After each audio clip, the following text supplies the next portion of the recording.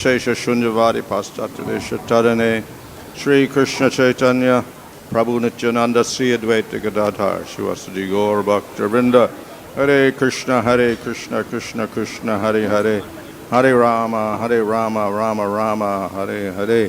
So today is Govardhan Puja, the day in which we worship a mountain. இன்றைக்கு கோவர்தன பூஜா. இந்த கோவர்தன மலையை இன்று நாம் வழிபடுகிறோம். So this may seem a little bit strange. Devotees are worshiping plants like Tulsi Devi and mountains like Govardhan and ponds like Radhakund. இது சற்று வினோதமாக இருக்கும். செடிகளான துளசி தேவியை வழிபடுவது, மலையான கோவர்தன மலையை வழிபடுவது, பிறகு குண்டமான ராதா குண்டத்தை வழிபடுவது. Of course, many people also criticize we worship deities that have forms like Krishna and Radha and the Sakis and Balaram and Nrsimha and Varaha. சில சமயம் நம்மளை குறை விமர்சனம் செய்பவர்களும் உண்டு. நாம் இந்த விக்கிரகங்களான ஸ்ரீ ராதா கிருஷ்ணர், சக்கிகள், பலராமர், நரசிம்மர் போன்ற விக்கிரகத்தை ரூப வடிவில் வழிபடுகிறோம் என்று. Of course, if we are to worship a Supreme Lord, we have to worship something, which means a form. நாம் பரமபுருஷ பகவானை வழிபட வேண்டும் என்றால் அவரின் ரூபத்தை நாம் வழிபட வேண்டும். Of course, we can say we'll meditate on the impersonal, the formless Brahman. சில சமயம் நாம் பகவானுக்கு இந்த அருவவாதத்தை வழிபடுவதும் உண்டு என கூறுகின்றனர். But that is also very difficult to do. ஆனா அதை செய்வதும் கடினம். Ultimately, to meditate, you have to meditate on something, and the something will have a form. அதனால நாம தியானம் செய்ய வேண்டும்னா ஒரு குறிப்பிட்ட ரூபத்துல தியானிக்க வேண்டும். And Brahman has no form, no qualities, no activities, no words to describe it. அதனால பிரம்மனுக்கு அப்படின்னு பார்த்தோம் அப்படின்னா ரூபம் இல்லை, குணம் இல்லை, செயல்கள் இல்லை. பிறகு எப்படி வழிபட முடியும்? So if we're to worship Brahman and meditate on Brahman, ultimately we will give it some form and describe it in some way. அதனால நாம பிரம்மனை வழிபட வேண்டும் என்றால் ஒரு குறிப்பிட்ட ரூபத்துல தான் அது செய்யப்பட வேண்டும். And immediately it becomes subject to material conception. பிறகு அது ஒரு பௌதிகமான கண்ணோட்டத்திற்கு உட்படுகிறது. And thus, even the Mayavadis will criticize. We cannot say that Brahman is blissful or eternal or full of knowledge, because those are descriptive terms and there's no quality in Brahman. அதனால இப்போ மாயாவாதிகளும் அவங்களும் விமர்சனம் செய்கின்றனர். அதாவது பிரம்ம ஜோதிக்கு அப்படின்ட்டு பார்த்தோம் அப்படின்னா அதில் ஒரு பேரானந்தம் இருக்கு. பட் இருந்தாலும் அதில் ஒரு குறிப்பிட்ட ரூபமோ குணமோ தென்படுவதில்லை. Others will say, well, yes, we have that supreme who takes the form in the material world for people who are less advanced, so we can meditate on something. When we're very advanced, we give up that and we merge in Brahman. அதனால இந்த குறை விமர்சனம் செய்பவர்கள் அறிவில் குறைந்தவர்களுக்காக ஒரு குறிப்பிட்ட ரூபத்தை வழிபடுகின்றனர். மற்றபடி முன்னேற்றம் அடைந்தவர்களுக்கு இது தேவையில்லான கூறுபவர்களும் உண்டு. And in Bhagavad Gita, Krishna describes such people as fools.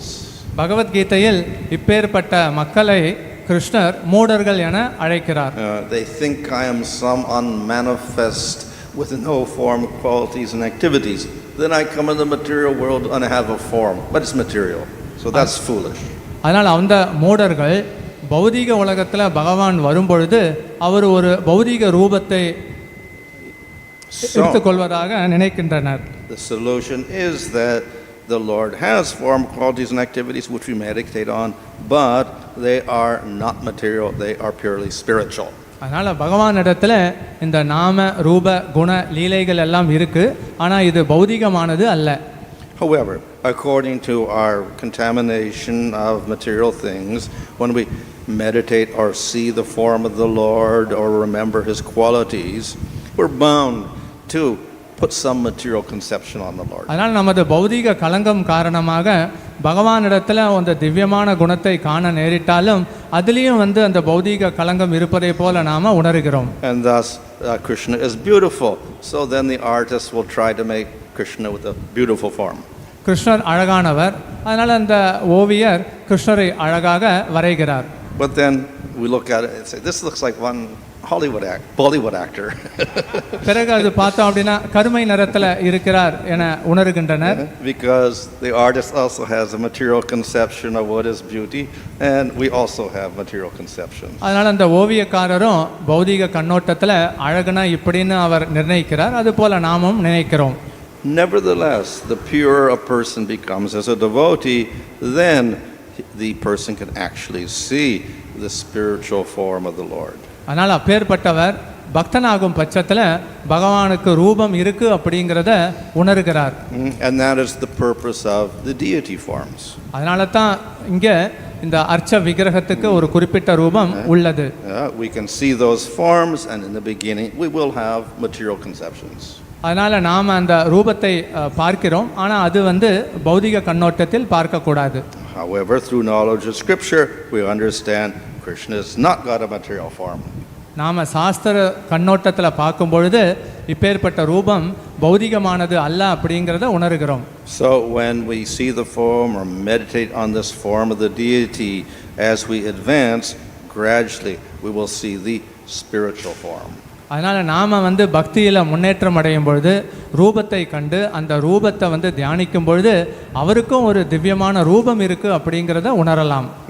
So as I mentioned, it's always difficult to worship and meditate on the Lord unless he has a form. அதனால் ஒரு குறிப்பிட்ட ரூபம் இருக்கும் பட்சத்தை தான் பகவானை நாம் வழிபட முடியும், தியானிக்க முடியும். And thus in Bhagavad Gita also in the 10th chapter and 11th chapter, Arjuna requests, let me see something else because I can't understand the spiritual form. So show me something in the material world that I can see. அதனால தான் பகவத்கீதையில் 10வது அத்தியாயத்தில் 11வது அத்தியாயத்தில் இந்த பௌதிக கண்ணோட்டத்துடன் பகவானுடைய ரூபத்தை நாம் பார்க்க வேண்டும்னு கிருஷ்ணரிடத்தில் அர்ஜுனர் வேண்டுகிறார். So in chapter 10, Krishna discusses his vibhutis. அதனால் பகவத்கீதை அத்தியாயம் 10ல் விபூதியை பற்றி கிருஷ்ணர் வர்ணனை செய்கிறார். So vibhutis are generally material things, but they have some essence in them that reminds us of some quality of Krishna. அதனால் இந்த விபூதி அப்படிங்கிறது பார்த்தோம்னா அது பௌதிக விஷயம்தான், இருந்தாலும் கிருஷ்ணருடைய ஆன்மீக அம்சங்களும் அதில் உள்ளடங்கி உள்ளது. So Krishna says of animals, I am the lion. கிருஷ்ணர் சொல்கிறார், நான் இந்த மிருகத்தில் நான் சிங்கம். So what is the lion? He is king of the animals. அதுதான் மிருகத்தின் அரசன். And why is he king of the animals? Because he fights very bravely. ஏன் அவர் மிருகத்தின் அரசன்? காரணம்னா ஆக்ரோஷமாக சண்டை போட முடியும். So the bravery of the lion can to some degree indicate the quality of Krishna, because Krishna also is very brave and he fights and kills demons. அதனால இங்கு சிங்கம் கிருஷ்ணர் உடைய இங்க அங்கத்துணுக்கு அப்படின்னு சொல்லப்பட்டிருக்கு. காரணம் என்னன்னா கிருஷ்ணர் இடத்துலயும் அவர் தைரியமாக ஆக்ரோஷமாக சண்டை போடுகிறார். Of course, when we think of lion and we think of bravery, it's all material. ஆனா இங்க சிங்கம் தைரியம்னு பார்த்தோம்னா இது பௌதிகம் தான். But the whole material world also is an expansion of Krishna. Material energy, but still Shakti of Krishna. ஆனா இந்த பௌதிக உலகமும் பார்த்தோம் அப்படின்னா பௌதிக சக்தி தான், அது கிருஷ்ணருடைய விரிவங்க சக்தியே. Similar, the universal form is made up of material elements, but through that we can see the greatness of the Supreme Lord. அதனால் இங்கே அர்ச்ச விக்கிரகத்தில் பார்த்தோம்னா பௌதிக தனிமங்களால் செய்யப்பட்டிருந்தாலும் அது பகவானுடைய உன்னத ரூபத்தை நாம் அதில் காண முடியும். So our acharyas explain these two types of meditation are for inferior yogis. அதனால் இங்கே ஆச்சாரியர்கள் இந்த மாதிரியான ரூபத்தை தரிசிக்கிறதுல இரு வகையாக பிரிக்கின்றனர். அது கீழ்நிலையான யோகிகளுக்கும் இது உண்டு. Those yogis who are more advanced will meditate on the actual spiritual form of the Lord. இப்பேற்பட்ட யோகிகள் முன்னேற்றம் அடையும் பொழுது அவர்கள் உண்மையான ஆன்மீக ரூபத்தை தரிசிக்கலாம். So the Paramatma yogis, they meditate on a form of Vishnu, Paramatma. அதனால் இந்த யோகிகள் பரமாத்மா ரூபத்தை, விஷ்ணுவின் பரமாத்மா ரூபத்தையே தியானிக்கின்றனர். So this is a form of the Lord. இது பகவானுடைய ஒரு ரூபம். So in that way it is acceptable. So இது வேதத்தில் ஏற்புடையது. But we also distinguish between Paramatma and Bhagavan. அதே சமயத்தில் பரமாத்மா பகவானிடத்தில் நாம் வேறுபாட்டையும் காண்கிறோம். If you look at the form of Paramatma, you look at the form of Vishnu in the spiritual world, they look exactly the same. ஆனால் பரமாத்மா ரூபத்தையும் விஷ்ணு ரூபத்தையும் பார்த்தோம்னா கிட்டத்தட்ட பார்ப்பதற்கு ஒன்றாகத்தான் இருக்கும். So they have spiritual form which is the same, but function is different. ஆனால் ஆன்மீக ரூபம் தான் ரெண்டு பேருக்குமே, ஆனால் அவர்களுடைய செயல்பாடு வேறானது. So the Paramatma form performs actions in relation to material world. அதனால் இந்த பரமாத்மா ரூபம் இந்த பௌதீக லோகத்தில் அவர்களுடைய செயல்பாடு வெளிப்படுகிறது. So Paramatma glances over Prakriti as Mahavishnu, then he enters into all the living entities as Paramatma and guides them.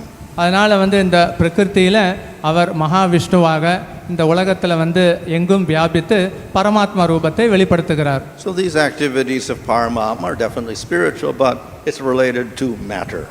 ஆனால் இந்த பரமாத்மாவுடைய செயல்பாடுகள் தான் ஆன்மீகமானது, ஆனால் அது ஜடத்துடன் செயல்படுவதை நாம் அறிகிறோம். So Bhagavan may have the same form of Vishnu, but his activities have nothing to do with the material world. They're purely spiritual. அதனால் இங்கே பகவான் கிருஷ்ணருடைய ரூபம் செயல்பாடுகள் எல்லாம் பார்த்தோம்னா ஜடத்துடன் எந்த தொடர்பும் இல்லை, அது முழுமையான ஆன்மீகத்தை கொண்டது. So what type of activities are those? அப்போ எம்மாதிரியான செயல்களை அவர் வெளிப்படுத்துகிறார்? Many people, in trying to understand God, can accept, yes, God creates the world, God destroys the world, but activities beyond the material world, they cannot understand. ஆனால் எல்லாரும் ஒரு விஷயத்தை ஏற்கின்றனர், பகவான் தான் இந்த உலகத்தை படைக்கிறார். ஆனால் பகவானுடைய செயல்பாடுகள்னு பார்த்தோம் அப்படின்னா அது முற்றிலும் ஜடத்திற்கும் அப்பாற்பட்டது, ஆன்மீகமயமானது, திவ்யமானது. We can only understand those activities by seeing the pastimes when the Lord comes as avatar or seeing the descriptions in Scripture. அதனால் இப்பேற்பட்ட செயல்பாடுகளை நாம் அறிந்து கொள்ளணும்னா பகவான் இந்த பௌதிக லோகத்தில் அவதாரமாக வரும்பொழுது அல்லது சாஸ்திரம் மூலமாக பார்க்கும் பொழுது அறிந்து கொள்ளலாம். And by reading Srimad Bhagavatam, we have the opportunity to understand the spiritual activities of Krishna. அதனால் ஸ்ரீமத் பாகவதத்தின் மூலமாக பகவான் ஸ்ரீ கிருஷ்ணரின் செயல்பாடுகளை நாம் புரிந்து கொள்ள முடியும். What is the difference between these activities and the activities of Paramatma? அதனால் கிருஷ்ணருடைய செயல்பாடுகளுக்கும் பரமாத்மாவின் செயல்பாடுகளுக்கும் என்ன வித்தியாசம்? The activities of Bhagavan and the spiritual world got nothing to do with material creation or destruction of material energy or jivas under conditional life. அதனால் பகவானுடைய செயல்பாடு ஆன்மீக லோகத்தில் இந்த படைப்பு அழிவிற்கு அது உட்படுவதல்ல. அதற்கும் மேலாக பார்த்தோம்னா கட்டுண்ட நிலையில் இருக்கக்கூடிய ஆத்மா ஜடத்துடனும் எந்த தொடர்பும் கொள்வதில்லை. The activities are in relation to devotees who are completely pure and have prema. அதனால் இங்கே தூய நிலையில் இருக்கக்கூடிய பக்தர்களுடைய சம்பந்தத்தில் தான் ஆன்மீக லோகத்தில் பகவான் கிருஷ்ணரின் செயல்பாடு வெளிப்படுகிறது. So these activities may look a little bit strange. அதனால் இந்த செயல்பாடுகள் சற்று வினோதமாக தெரியலாம். What does the Lord do in the spiritual world? அதனால் ஆன்மீக லோகத்தில் பகவான் என்ன செய்கிறார்? What do the devotees do in the spiritual world? பக்தர்கள் ஆன்மீக லோகத்தில் என்ன செய்கின்றனர்? So in Bhagavatam there's a description of Lakshmi. அதனால் இங்கே பாகவதத்தில் இங்கே லக்ஷ்மியை பற்றியும் சொல்லப்பட்டுள்ளது. And there it's described, she's sweeping the floor. அதனால் அங்கே அவங்க தரையை துடைத்து கொண்டிருக்கிறார். And then we'll think, well, how is that possible? People in the material world are sweeping floors. How can Lakshmi in the spiritual world also be sweeping the floor? இங்கே பௌதிக லோகத்தில் சேவகர்கள் எல்லாம் தரையை துடைக்கின்றனர். அவ்வாறு இருக்கும் பொழுது ஆன்மீக லோகத்தில் லக்ஷ்மி தேவி இந்த சேவையை எவ்வாறு செய்ய முடியும் என எண்ணலாம். So things in the spiritual world may look like activities in the material world, but they are completely different. ஆனால் ஆன்மீக லோகத்தில் உள்ள செயல்பாடுகள் பௌதிக லோகத்தில் இருக்கக்கூடிய செயல்பாடுகளை போல தோன்றினாலும் அது முற்றிலும் ஆன்மீகமானதே. They are inspired by pure love, prema. அங்கே தூய அன்பு பிரேமையின் காரணமாகவே இவை அனைத்தும் செயல்படுகிறது. And they produce more prema in the Lord and in the devotee. அதனால் இங்கே அதிக பிரேமையில் இன்னும் பகவான் பக்தர்களிடத்தில் நெருக்கம் கூடுகிறது. So in other words, all the activities in the spiritual world are simply an expression of the Lord's bliss. அதனால் ஆன்மீக லோகத்தில் இருக்கக்கூடிய அனைத்து செயல்களும் பகவானுடைய ஆனந்தத்தின் வெளிப்பாடே. Of course, the Lord's activities in the material world as he creates material nature, in one sense, they're also Lord's bliss. அதனால பௌதீக லோகத்துல இந்த படைப்பு ஏற்படுவதும் ஒரு விதத்துல பகவானுடைய ஆனந்தத்தின் வெளிப்பாடு தான். But it's a little bit indirect. ஆனா இது மறைமுகமானது. Because Lord creates the material world, Jesus is put into bodies and they suffer. அதனால் இங்கே பௌதிக லோகம் படைக்கப்பட்டு இந்த உடலுக்குள் ஜீவராசிகள் உள்புகப்படுத்தப்பட்டு பிறகு அவர்கள் துன்புறுகின்றனர். Of course, the Lord's intention is the jivas in the material world should also be blissful. அதனால் பகவானுடைய விருப்பமும் பௌதிக லோகத்தில் இருக்கக்கூடிய ஜீவராசிகள் பேரானந்தம் அடைய வேண்டும்னு விரும்புகிறார். And therefore he gives teachings in scripture and devotees to guide the jivas. அதனால் அவர் சாஸ்திரம் பக்தர்களுடைய வழிகாட்டுதல் காரணமாக அவர் உறுதுணை புரிகிறார். That part, to give the devotees in the scripture, is the blissful part of the Lord in the material world. அதனால் இம்மாதிரியான செயல்பாடுகள் இது பகவானுக்கு பேரானந்தத்தை இப்படியும் வெளிப்படுத்துகிறார். But unfortunately some of the jivas won't accept, so therefore they suffer. அதனால் துரதிர்ஷ்டவசமாக சில ஜீவாத்மாக்கள் இதை ஏற்க மறுக்கின்றனர், அதன் காரணமாக அவர்கள் துன்புறுகின்றனர். So in this way the Lord is acting in the material world, but those actions are a little different from those in the spiritual world. அதனால் இவ்வாறாக பகவான் இந்த பௌதிக லோகத்தில் செயல்பட்டாலும் ஆன்மீக லோகத்தில் அவர் செயல்படுவதை விட இது சற்று மாறுபடுகிறது. However, the Lord also comes into the material world and displays pure spiritual activities as Bhagavan. அதே போல பகவான் இங்க பௌதிக லோகத்திற்கும் இந்த தூய ஆன்மீக செயல்களையும் மேற்கொள்கிறார். He comes as various avatars such as Nrsimha and Rama. அவர் நரசிம்மர் வாமனரை போல பல ரூபத்திலையும் இந்த உலகத்துல அவதாரமாக தோன்றுகிறார். He also comes as Krishna. அவர் கிருஷ்ணராகவும் வருகிறார். So Srimad Bhagavatam points out that Krishna is very special. Srimad பாகவதத்துல கிருஷ்ணர் விசேஷமானவர் என கூறப்பட்டுள்ளது. So in the very beginning of Bhagavatam and listing all the avatars, then Krishna is described as Swayam Bhagavan. அதனால தான் ஸ்ரீமத் பாகவதத்துல முன்னுரையில கிருஷ்ணரை பற்றி ஸ்வயம் பகவான் என தெரிவிக்கப்பட்டுள்ளது. Now all these forms are spiritual, they are all Bhagavan. எல்லா ரூபமும் ஆன்மீகமானது தான், அவர்கள் பகவான் தான். But Krishna is distinguished by the word Swayam. ஆனால் கிருஷ்ணர் ஸ்வயம் என்கிற வார்த்தையில் மற்ற ரூபத்துடன் சற்று வித்தியாசப்படுத்தி பார்க்கப்படுகிறார். It literally means Krishna is actually the Supreme Lord. இதனுடைய அர்த்தம் என்ன அப்படின்னா கிருஷ்ணர் பரமபுருஷ பகவான். But of course we know they're all Bhagavan. ஆனால் மற்ற ரூபத்தில் இருப்பவங்களும் பகவான் தான். So then we can say that Krishna is more Bhagavan than anybody else. அதனால கிருஷ்ணர் அதிக பகவான் மற்ற ரூபத்தை காட்டிலும் வெளிப்படுத்துகிறார். Even that seems strange because all forms of Bhagavan are perfect, so one cannot be more than the other. அதனால இது வினோதமாக இருக்கும். எல்லா பகவானுடைய ரூபத்திலையும் பார்த்தோம்னா அவர்கள் பூரணமானவர்கள் தான். But in Nectar Devotion, Rupa Goswami explains, yes, Vishnu, Krishna, Rama, all same. They're one Bhagavan. அதனால் இங்கே ரூப கோஸ்வாமி பக்தி ரசாமிருத்த சிந்துவில் விஷ்ணு, நாராயணா, கிருஷ்ணா, ராமர் இவங்கெல்லாம் பகவான் என குறிப்பிடுகிறார். But we also distinguish Krishna from everybody else. அதே சமயத்தில் கிருஷ்ணர் மற்றும் சற்று வித்தியாசப்படுத்தி பார்க்கப்படுகிறார். And why? Because he manifests the most attractive rasas. காரணம் என்னன்னா கிருஷ்ணர் வசீகரமான ரசத்தை வெளிப்படுத்துகிறார். In other words, other forms also have all the rasas, everything, but they don't display them. ஆனால் பகவானுடைய மற்ற ரூபத்திலையும் அவர்கள் வசீகரமானவர்கள், இருந்தாலும் இப்பேற்பட்ட ரசத்தை வெளிப்படுத்துவதில்லை. So Krishna displays all the rasas in complete form. அதனால கிருஷ்ணர் பலதரப்பட்ட ரசத்தை முழுமையாக வெளிப்படுத்துகிறார். And what is the significance of that? So இதில் என்ன முக்கியமான விஷயம்? By manifesting rasas fully, the jivas also experience the highest bliss. இப்படி ரசத்தை முழுமையாக வெளிப்படுத்தும் பட்சத்தில் ஜீவராசிகளும் முழுமையான ஆனந்தத்தை அடைகின்றனர். So therefore Bhagavatam states everyone should worship Krishna because then you can experience the highest bliss. அதனால அனைவரும் கிருஷ்ணரை வழிபட வேண்டும். அவ்வாறு செய்யும் பட்சத்தில் உயர்ந்த ஆனந்தத்தை அடையலாம். So throughout the 10th canto we will see descriptions particularly of Krishna's pastimes. அதனால ஸ்ரீமத் பாகவதம் 10வது ஸ்கந்தத்தில் பிரத்யோகமாக கிருஷ்ணரின் நிலை வர்ணிக்கப்பட்டுள்ளது.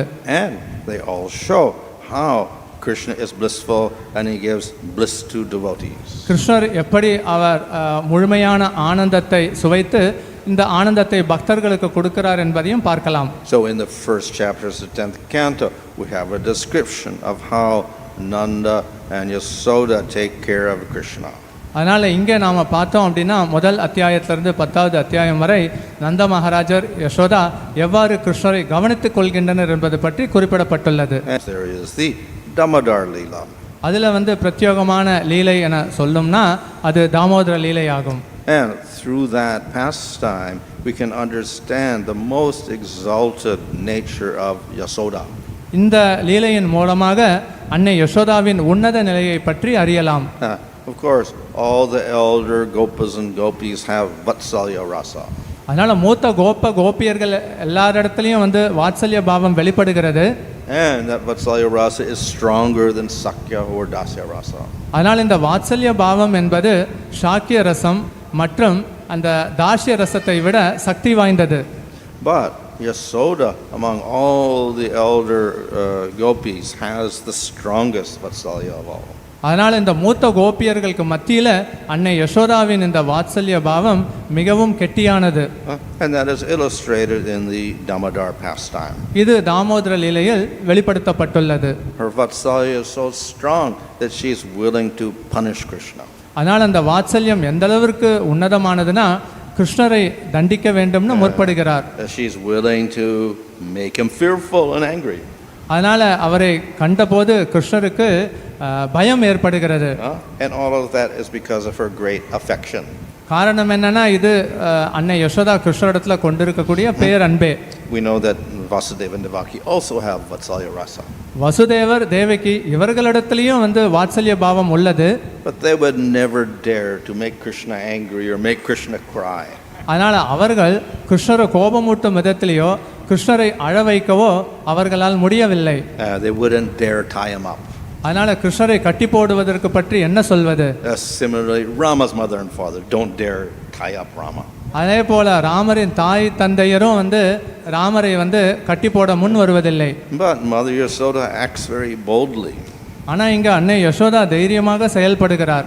That is because of her very strong vatsalya rasa. காரணம் என்ன அப்படின்னா இங்கே ரொம்ப கெட்டியாக இருக்கக்கூடிய வாத்சல்ய பாவம். Because of that, she never sees Krishna as Supreme Lord. அதனால தான் அவங்க வந்து கிருஷ்ணரை முழுமுதற் கடவுளாக பார்ப்பதில்லை. She sees him as her son. ஆனால் கிருஷ்ணரை மகனாக பாவிக்கிறார். But not a material son. ஆனால் அது பௌதீக மகனை போன்று அல்ல. Why? Because her love is pure. காரணம் என்னன்னா அன்னை யசோதாவின் அன்பு தூய்மையானது. Not contaminated by ahankara or material conditioning. அதனால இந்த அகங்காரம் இல்ல பௌதீக விஷயம் சம்பந்தப்பட்டு அது இருப்பதில்லை. She has a relationship of pure unconditional love for Krishna. அதனால கட்டுண்ட நிலையில அவர் நிபந்தனையற்ற அன்பை கிருஷ்ணரிடத்தில் அம்மா யசோதா கொண்டிருக்கிறார். So these pastimes in the material world of Krishna are an opportunity for Yasoda to experience that vatsalya to the highest degree. அதனால பௌதீக லோகத்தில் அம்மா யசோதா கிருஷ்ணரிடத்தில் செய்யக்கூடிய இந்த தாமோதர லீலை வாத்சல்ய பாவத்தின் உச்ச நிலையை இதன் மூலமாக சுவைக்க முடிகிறது. In the material pastimes, Krishna begins to grow. Krishna begins to grow. இந்த பௌதீக லீலையில பார்த்தோம் அப்படின்னா கிருஷ்ணர் வந்து வளர்ச்சி அடைகிறார். First of all, he can hardly move. அதனால கிருஷ்ணர் நகருகிறார். Then he turns over in his bed. அதனால படுத்திருக்கும் போது அவர் மாற்றி படுக்கிறார். Then he begins to kick his feet. அது பிறகு காலை எட்டி உதைக்கிறார். Then he gets little teeth. பிறகு சின்ன பற்கள் முளைகிறது. He drinks milk and then he starts eating food. பிறகு பாலை அவர் வந்து உறிந்துகிறார், சாப்பிட ஆரம்பிக்கிறார். Then he begins to crawl. பிறகு அவர் தவழ்ந்து செல்கிறார். And then he begins to crawl further and further. பிறகு மேலும் அவருடைய நடமாட்டம் அதிகரிக்கிறது. Then he begins to steal butter. பிறகு வெண்ணெயை திருடுகிறார். So he does all sorts of activities just like a small child. இது ஒரு சிறு குழந்தையை போல கிருஷ்ணர் வெளிப்படுத்துகிறார். And these are causes for Mother Yasoda's affection. அதனால இது காரணமற்ற கருணை அம்மா யசோதா கிருஷ்ணர் மீது கொண்டிருக்கக்கூடிய பாசம். But then when he gets to about 5 years old, then he becomes more independent. அதனால 5 வயது சிறுவனாக கிருஷ்ணர் வளர்ச்சி அடையும் பட்சத்தில் இன்னும் சுதந்திரத்தை வெளிப்படுத்துகிறார். So he establishes friendship with the other cowherd boys. அந்த சமயத்தில் அவர் மற்ற கோப்பர்களுடன் நட்புறவை ஏற்படுத்திக் கொள்கிறார். And in the daytime they run off into the forest and they play with the cows and have games. அதனால பகல் நேரத்தில் அவங்க வனத்திற்கு சென்று நண்பர்களுடன் விளையாட செல்கிறார். So during this period called Poganda, Krishna shows how he expresses Sakya Rasa with the cowherd boys. அதனால இந்த பௌகண்ட பருவத்தில் அவர் நண்பர்களுடன் சாக்கிய ரசத்தை வெளிப்படுத்துகிறார். And that continues until Krishna reaches 8 years old.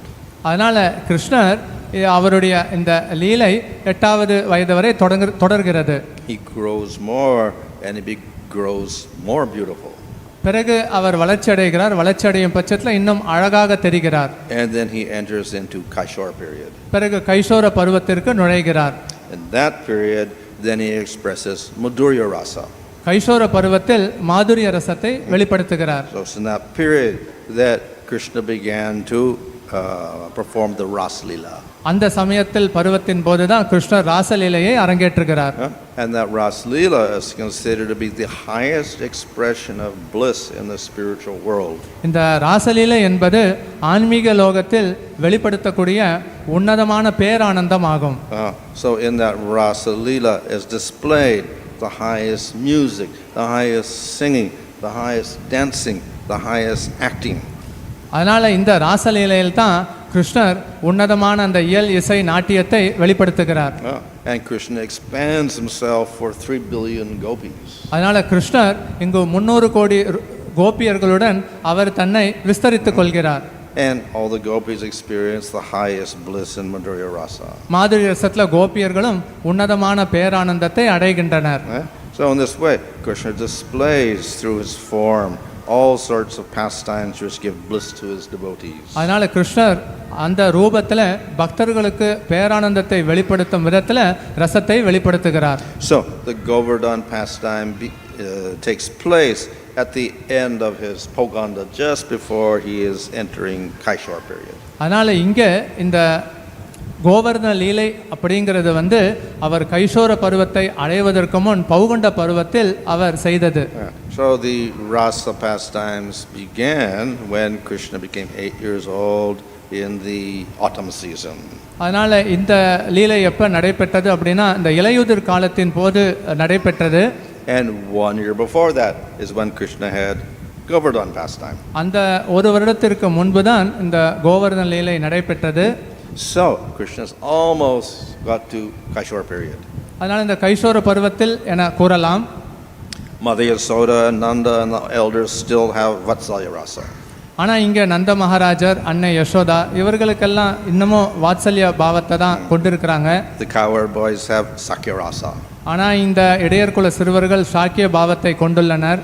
And because he's almost entering into Kaishora period, the gopis are developing Madhurya Rasa. ஆனால் இந்த கைஷோர பருவத்தை நெருங்குவதனால கோபியர்களும் இந்த மாதுரிய ரசத்தை வெளிப்படுத்த ஆரம்பித்தனர். It is not manifest. They don't speak to Krishna, but they're developing their attraction for Krishna. ஆனால் நேரடியாக கிருஷ்ணரிடத்தில் பேசி இந்த உறவு முறையை ஏற்படுத்தி கொள்ளவில்லை. ஆனால் உள்ளுக்குள்ள அந்த ரசம் வெளிப்பட ஆரம்பித்து விட்டது.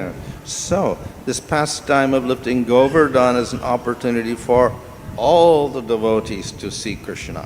ஆனால் இங்கே கிருஷ்ணர் கோவர்தன மலையை தூக்கி பிடிப்பது எல்லாருக்கும் கிருஷ்ணரை நேரடியாக காணக்கூடிய ஒரு சந்தர்ப்பமாக கிடைக்கிறது.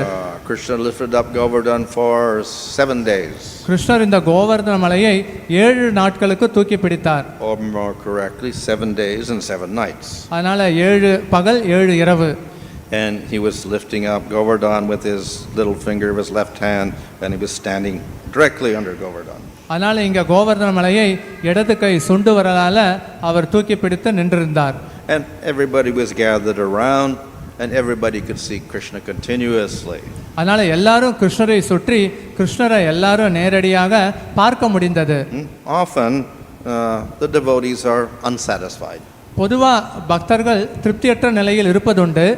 They see Krishna, but then Krishna disappears. அவங்க சற்று நேரம் கிருஷ்ணரை பார்த்து பிறகு கிருஷ்ணர் மறைந்து விடுவார்.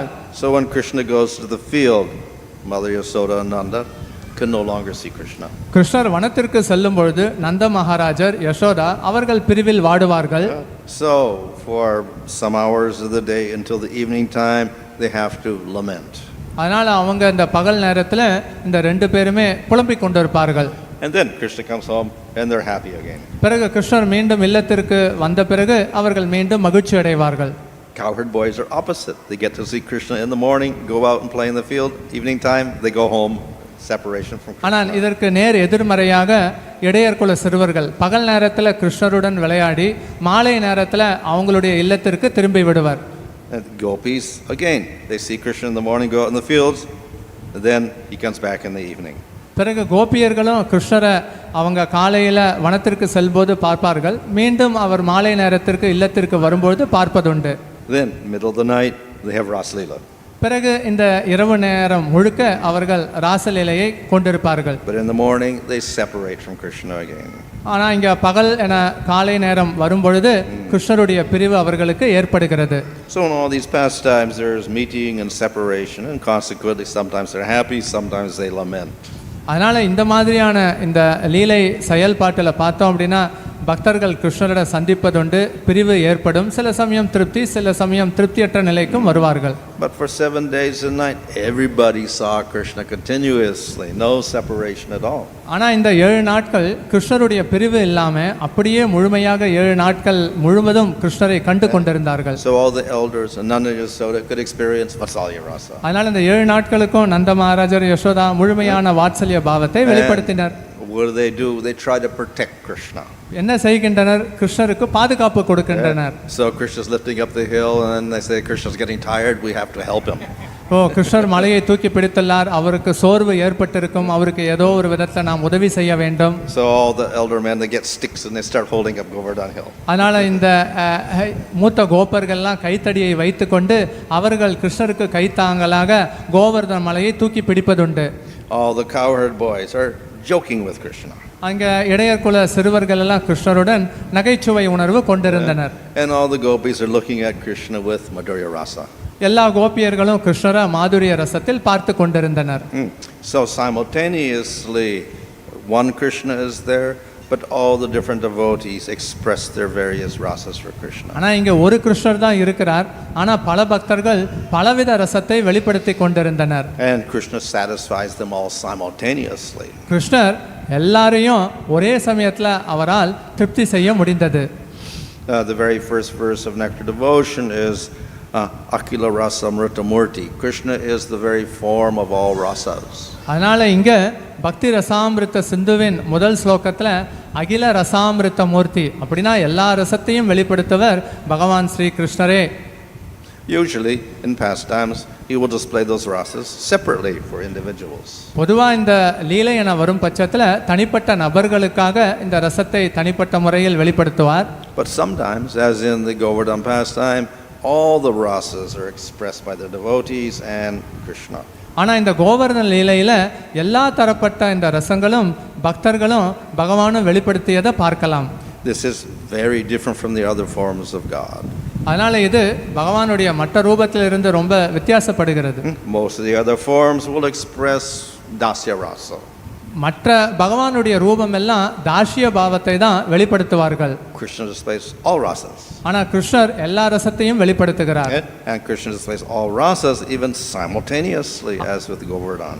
அது மட்டுமல்ல, இந்த கோவர்தன மலையில ஒரே சமயத்துல எல்லா ரசத்தையும் வெளிப்படுத்தியதும் பார்க்கலாம். So therefore this pastime shows how Krishna responds to all of his devotees in Vrindavan. இப்படி கிருஷ்ணர் விருந்தாவனத்துல பக்தர்களுக்கு மத்தியில எப்படி அன்பு பரஸ்பரத்தை வெளிப்படுத்துகிறார் அப்படிங்கறத பார்க்கலாம். And instead of suffering because of the reign of Indra, everybody reached the highest bliss. ஆனா இங்க வெளிப்புறத்துல இந்த கடும் மழையை இந்திரன் பெய்வித்தாலும் உள்ளுக்குள்ள பக்தர்கள் எல்லாம் உயர்ந்த ஆனந்தத்தில் திளைத்திருந்தனர். So Indra took the rain as a punishment, but Krishna turned this into an opportunity for the highest bliss for all the devotees. ஆனா இங்க இந்திரனோ இது ஒரு கடும் தண்டனை கொடுக்க வேண்டும்னு கடும் மழையை பெய்வித்தான். ஆனா கிருஷ்ணரோ அந்த சந்தர்ப்பத்தை பயன்படுத்தி பக்தர்களுக்கு உயர்ந்த ஆனந்தத்தை கொடுத்து கொண்டிருந்தார். The only person who had to suffer was Indra. ஆனா உண்மையில யாரு துன்புறுத்தலுக்கு ஆளாக்கப்பட்டனர் அது இந்திரன் தான். He tried to give suffering to all the people of Vrindavan and to Krishna, and instead he had to suffer. அதனால் பிரஜவாசிகளுக்கும் கிருஷ்ணருக்கும் துன்பத்தை கொடுக்க வேண்டும் என நினைத்து இறுதியாக இந்திரன் தான் துன்பத்துக்கு உள்ளானார். So Indra came to a realization.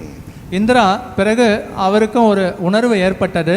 He tried to act as the controller by raining down rain on over Vrindavan. அதனால் இங்கே அவர் விருந்தாவனத்தில் மழையை பெய்விப்பதன் மூலமாக அவர் நான் தான் கட்டுப்பாட்டாளர் நினைத்து கொண்டிருந்தார். He tried to create misery for the people of Vrindavan. விருந்தாவன மக்களுக்கு துன்பத்தை கொடுக்க வேண்டும்னு நினைத்தார். And Krishna took that as an opportunity to create the highest bliss for the people of Vrindavan. இதே சந்தர்ப்பத்தை கிருஷ்ணர் பயன்படுத்தி கொண்டு விருந்தாவன மக்களுக்கு உயர்ந்த ஆனந்தத்தை கொடுத்தார். So in this way Indra was defeated. இந்த விதத்தில் Indiran தோற்கடிக்கப்பட்டார். Of course, Krishna can kill demons and defeat demons. That's one way of dealing with people who are opposed to the Lord. அதனால் பக்தர்களுக்கு எதிராக செயல்படக்கூடிய இந்த அசுரர்களை கிருஷ்ணர் தோற்கடித்து வதம் செய்வதும் உண்டு. But Krishna took this as an opportunity not to kill anyone, but to give the people of Vrindavan opportunity for the highest bliss. அதனால் கிருஷ்ணர் இந்த சந்தர்ப்பத்தை பயன்படுத்தி அவர் யாரையும் கொல்ல விரும்பவில்லை, மாறாக பிரஜவாசிகளுக்கு உயர்ந்த ஆனந்தத்தை கொடுத்தார். So punishment of Indra was secondary.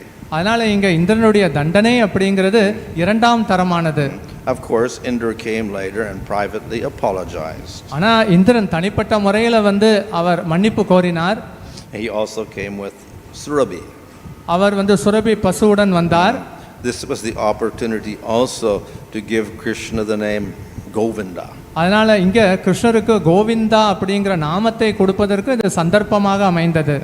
So this name suggests Krishna's great relationship with the cows and the cowherd people.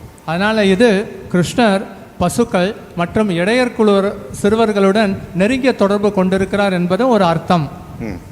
So also important here is that Krishna utilized Govardhan hill. ஆனால் இங்கே கிருஷ்ணர் கோவர்தன மலையை பயன்படுத்தி கொண்டார். So Govardhan is a mountain but not a material mountain. ஆனால் கோவர்தனம் ஒரு மலை, ஆனால் அது பௌதிகமானது அல்ல. It is part of the spiritual world. இது ஆன்மீக லோகத்தின் ஒரு பகுதியாகும். So it may appear to be heavy, but it is not heavy because it is spiritual. ஆனால் அது கனமாக இருந்தாலும் உண்மையிலேயே கனம் இல்லை. காரணம் என்னன்னா ஆன்மீக தன்மை கொண்டிருக்கிறார். It functions for the pastimes of Krishna. கிருஷ்ணருடைய லீலைக்கு தகுந்தாற் போல செயல்படுகிறார். So Govardhan supplies water and grass. அதனால கோவர்தன மலை நீரும் புல்லும் கொடுக்கிறது. It supplies shade. அது அதே சமயத்துல அங்க நிழலும் கொடுக்கிறது. It supplies jewels. அதே சமயத்துல ஆபரணத்தையும் கொடுக்கிறது. So the gopis and Krishna can decorate themselves. அதனால இங்க கோவர்தன மலை கொடுக்கக்கூடிய ஆபரணத்தால கிருஷ்ணர் அலங்கரித்துக் கொள்கிறார். It supplies mineral dyes. அதனால இங்க கனிமங்களும் கொடுக்கிறது. And Krishna used the mineral dyes to decorate his body. அதனால கிருஷ்ணர் அந்த தனிமங்களை வைத்துக்கொண்டு உடலை அழகுபடுத்திக் கொள்கிறார். It supplies places for Krishna and the cowherd boys to eat. அதனால இங்க கிருஷ்ணர் மற்றும் இடையர் குல சிறுவர்கள் சாப்பிடுவதற்கும் இடத்தை கொடுக்கிறார். It supplies places for them to play. அதனால விளையாடுவதற்கும் விளையாட்டு திடலை கொடுக்கிறார். It provides a living place for the peacocks and the swans and deer and all the other animals. அன்னம், மான் இந்த போன்ற பறவைகளுக்கும் வசிப்பதற்கு இடத்தை கொடுக்கிறார். It also provides caves where Krishna can enter in when it is raining out. அதனால மழை பெய்யும் காலத்துல கிருஷ்ணருக்கு அடைக்கலம் கொடுப்பதற்கு மலை குகையும் உள்ளது. And it provides places for Krishna to perform pastimes with the gopis in Madhurya Rasa. மாதுரிய ரசத்தில் கோபியர்களுடன் லீலை புரிவதற்கும் கோவர்தனம் இடம் கொடுக்கிறது. So Govardhan is considered to be the excellent servant of Krishna. அதனால கிருஷ்ணரின் மிகச்சிறந்த சேவகனாக கோவர்தனம் அறியப்படுகிறார். It helps Krishna in all of his service with the different devotees. இப்படி கிருஷ்ணர் பக்தர்களுடன் பல தரப்பட்ட சேவைக்கும் அவர் சந்தர்ப்பம் கொடுக்கிறார். And for that purpose, like Krishna, Govardhan is worshipped. அந்த விதத்துல கோவர்தன மழை நாம அனைவரும் வழிபட வேண்டும். But in this pastime of Govardhan, then Krishna did a remarkable thing. ஆனா இந்த கோவர்தன லீலையில கிருஷ்ணர் ஒரு ஆச்சரியமூட்ட கூடிய செயலை செய்தார். when the people were making offerings to Govardhan instead of Indra, Krishna assumed a form on top of Govardhan and became one with Govardhan and began to eat all the offerings. இப்படி இந்த விரஜவாசிகள் எல்லாம் கோவர்தன மலைக்கு உணவு படையலை கொடுத்து கொண்டிருக்கும் பொழுது கிருஷ்ணர் ஒரு பெரிய ரூபமாக விஸ்தரித்து கொண்டு கோவர்தன மலை மீது அமர்ந்து கொண்டு அனைத்தையும் அவர் ஏற்றுக்கொண்டார்.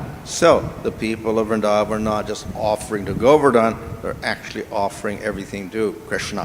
அதனால இங்க விரஜவாசிகள் கோவர்தன மலைக்கு எல்லாவற்றையும் முழுமையாக அர்ப்பணித்தாலும் அதை முழுமையாக ஏற்றுக்கொண்டவர் கிருஷ்ணரே.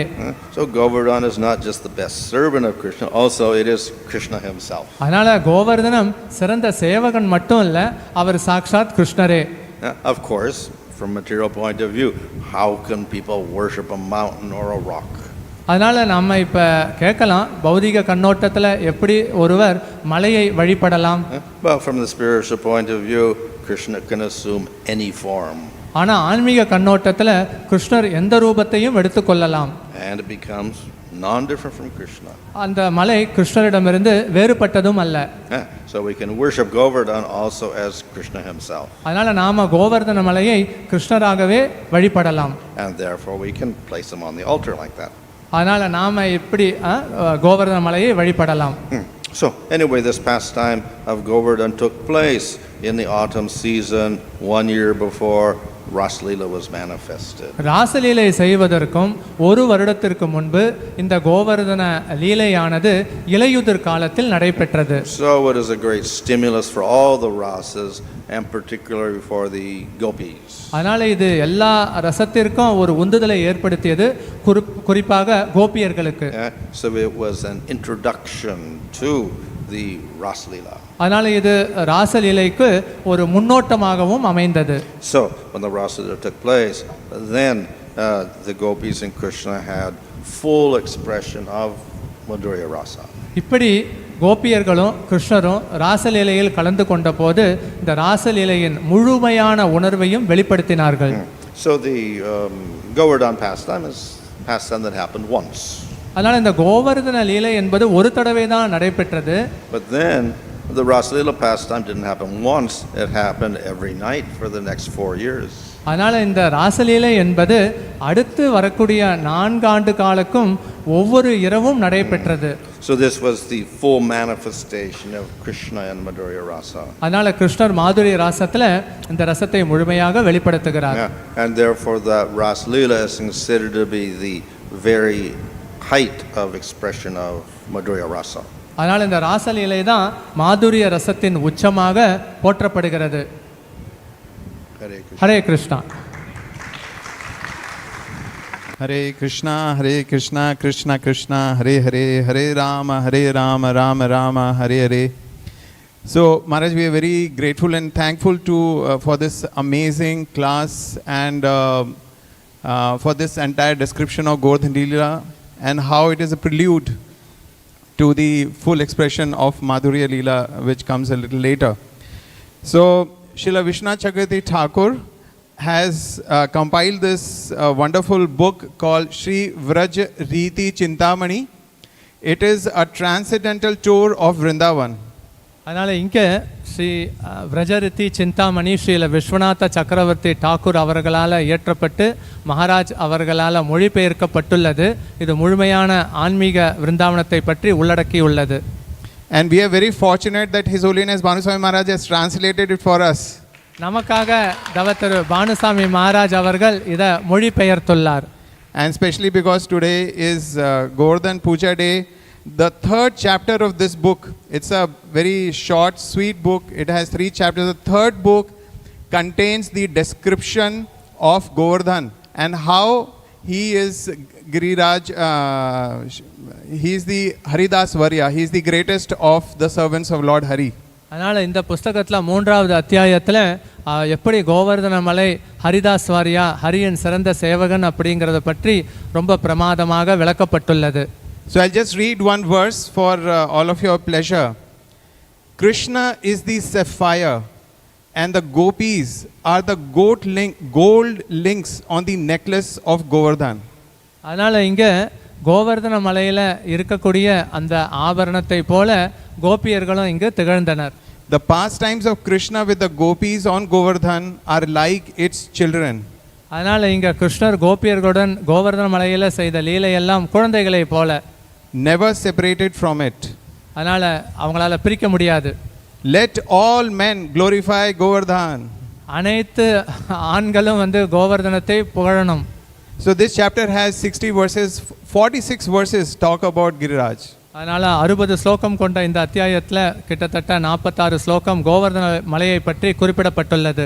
So today being the most auspicious day, and it's made even more auspicious because His Holiness Bhanuswami Maharaj is with us. So we have the great fortune to receive this book from Maharaj Lotus hands. It costs 100 rupees. அதனால் இந்த மங்களகரமான நாட்களில் தவத்திரு பானுசாமி மகாராஜ் அவர்கள் மொழிபெயர்த்த இந்த விரஜரித்தி சிந்தாமணி நமக்கு 100 ரூபாய்க்கு இன்று கிடைக்கிறது. So devotees can come forward, collect your copy, and you can make payment to Srinivas Prabhu here. அதனால் யாருக்கெல்லாம் புஸ்தகம் வேணும்னா இங்கே வந்து தவத்திரு பானுசாமி மகாராஜ் அவர்களுடைய கரங்களில் பெற்றுக்கொண்டு ஸ்ரீனிவாஸ் பிரபு இடத்துல லட்சுமியை கொடுக்கலாம். ராஜகேஷவ் Das. Hare Krishna Krishna Krishna Hare Hare, Hare Rama Rama Rama Hare Hare, Hare Krishna Krishna Krishna Hare Hare, Hare Rama Rama Rama Hare Hare, Hare Krishna